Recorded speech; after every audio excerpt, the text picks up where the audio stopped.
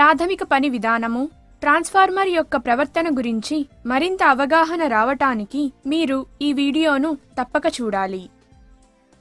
Auto transformer, primary winding, secondary winding. NP అనేది primary కాయిల్లో ఉన్న టర్న్స్ యొక్క సంఖ్య.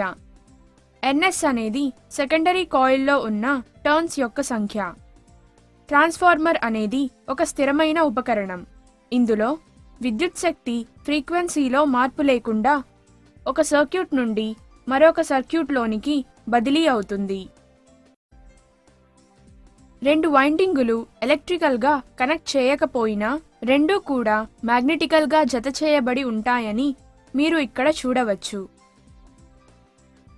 ఏసీ సప్లైను ప్రైమరీ వైండింగుకు ఇచ్చారు. ఏసీ వోల్టేజ్ ప్రైమరీ వైండింగులో ఆల్టర్నేటింగ్ కరెంటును సరఫరా చేస్తుంది. ప్రైమరీ మరియు సెకండరీ వైండింగులకు లింక్ చేసిన ప్రైమరీ కరెంట్ మ్యాగ్నెటిక్ ఫ్లక్స్ను ఉత్పత్తి చేస్తుంది. ప్రైమరీ శక్తిని పొందింది మ్యాగ్నెటిక్ ఫ్లక్స్, సెకండరీ శక్తిని పొందింది లోడ్. ఫారడేస్ నియమం ప్రకారం పరస్పర ఫ్లక్స్ ప్రైమరీ మరియు సెకండరీ ఈఎంఎఫ్లు రెండింటినీ ప్రేరేపిస్తుంది.